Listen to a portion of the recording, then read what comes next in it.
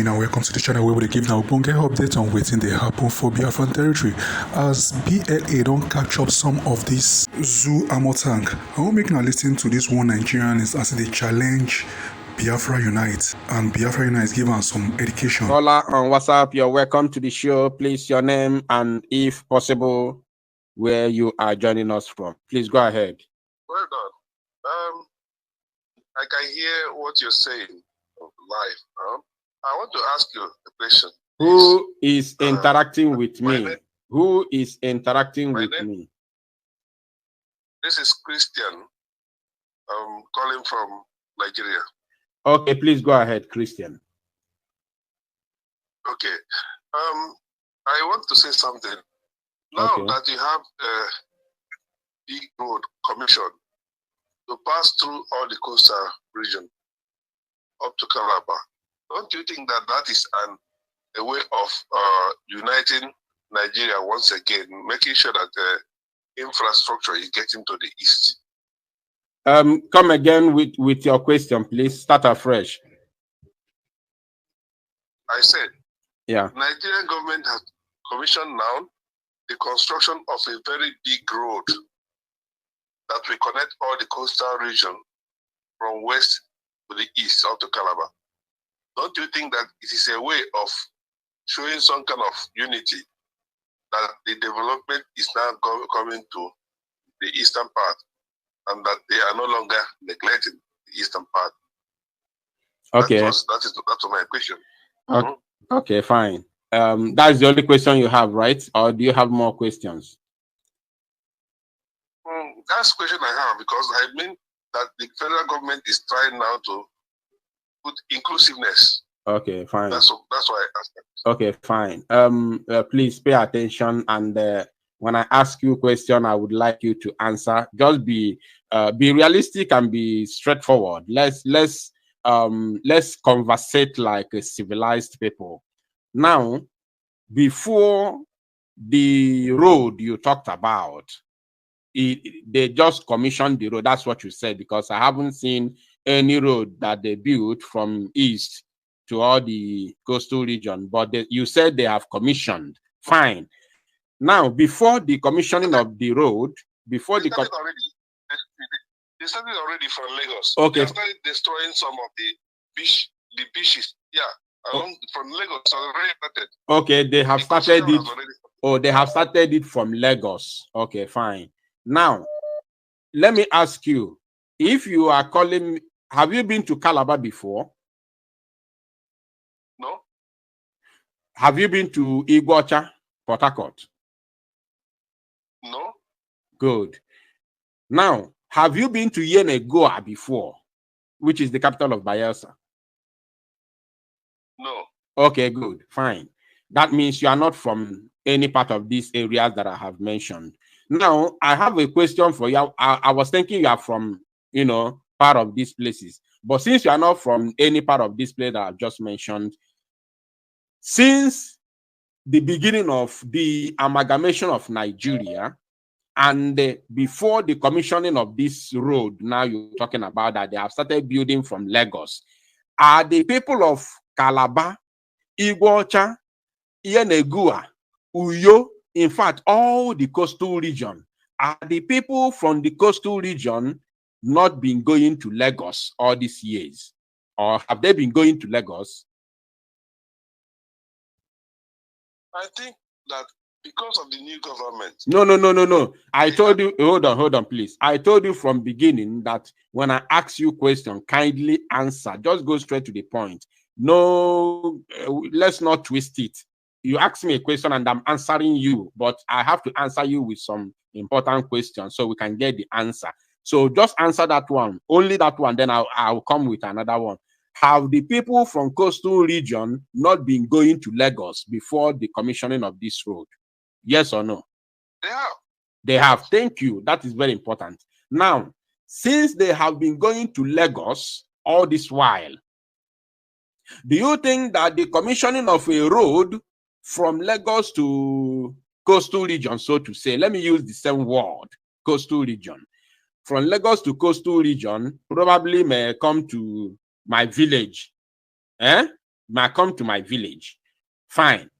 But since you have acknowledged that the people from coastal region and people from the east have all been going to Lagos State before the commissioning of this road, how then, not how dare you, I'm not saying how dare you, how then do you think that the commissioning of a road from Lagos to coastal region is the reason why we are going to abandon our freedom, or the reason why we have been dying all these days, all these years, asking for freedom? Do you think that is it reasonable enough?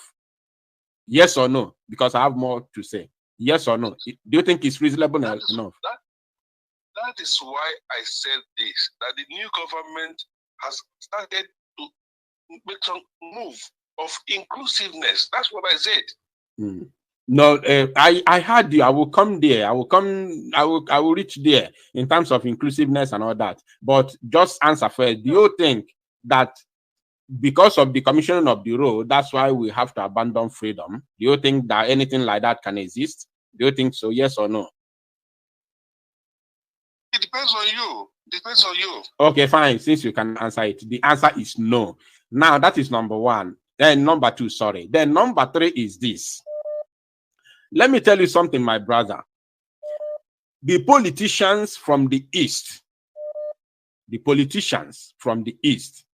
are agitating, fighting against marginalization. Let me say this today. Maybe you haven't heard it before, maybe from Mazi Nnamdi Kanu or from Mazi Samanepa, but thank God you are hearing it today from Biafra Unite.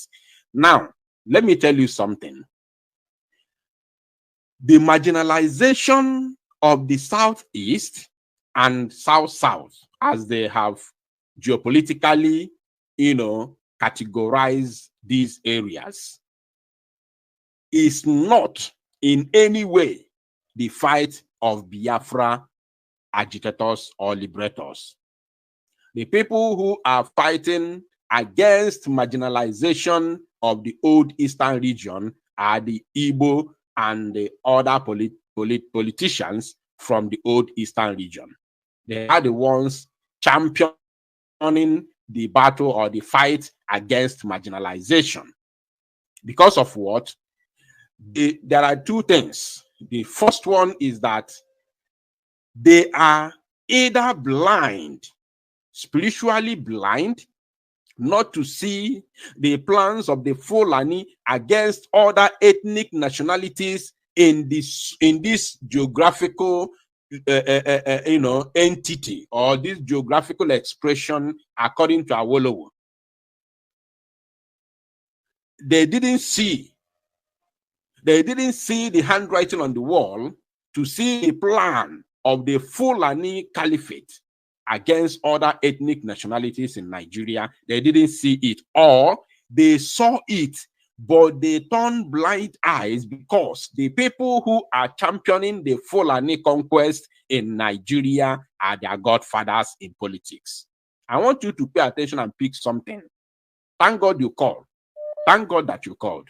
It's an opportunity. Now, I am not insinuating. I will give you physical examples. Now, these political elites, as they call themselves, from the East, who have been fighting for or against marginalization of the East. I've given you one instance.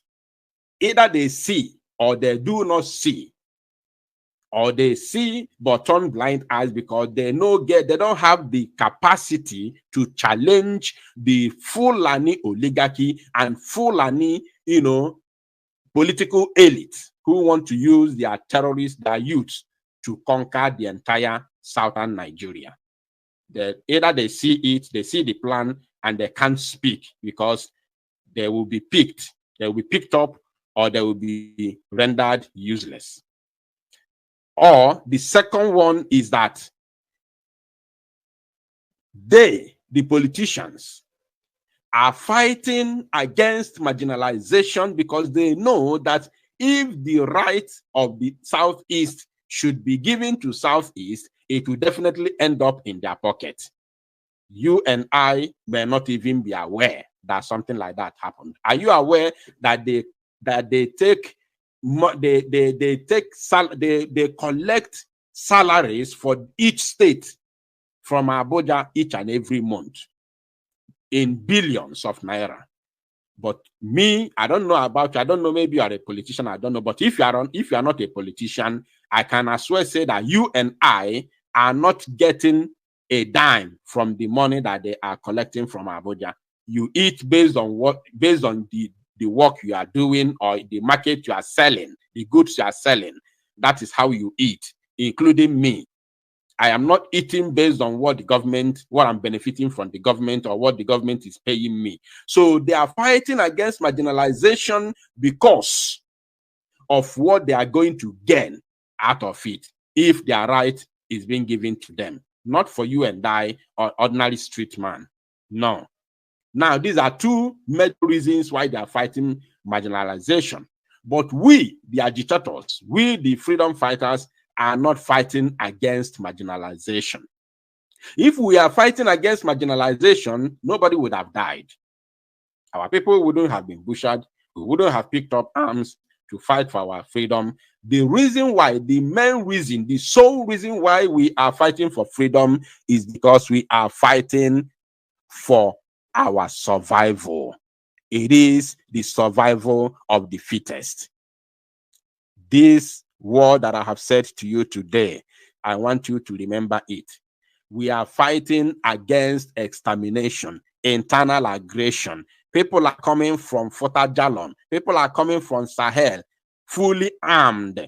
Have you asked yourself, who is giving these people arm? Who gave the Fulani arm?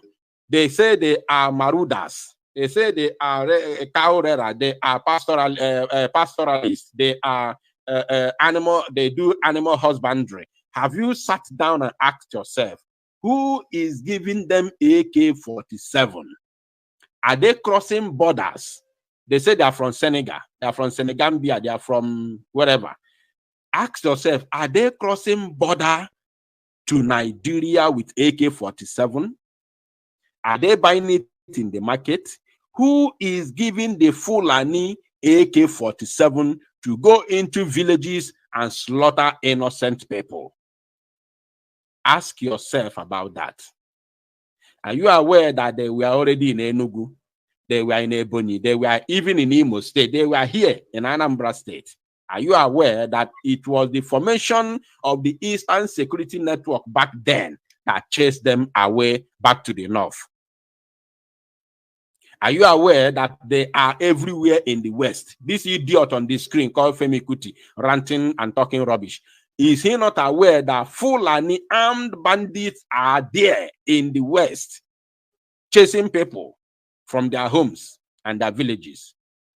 So we are fighting for survival, not marginalization. I want you to know that today. There is no any amount of, road, even if they let them build international air, let them open all the seaports and all that. There's no any amount of infrastructural development that will come to the east today that will make us abandon Biafra, because we are not fighting against marginalization. We are fighting against extermination of our people. Thank you, my brother. God bless you. Is it clear to you now? Well, I can understand that even if there is any kind of a gesture or